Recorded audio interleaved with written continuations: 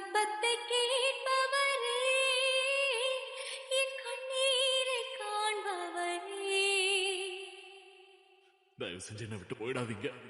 போக மாட்டேன்.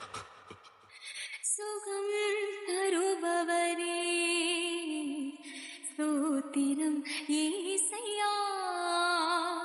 என் விண்ணப்பத்தை கேட்பவரே, என் கண்ணீரை காண்பவரே.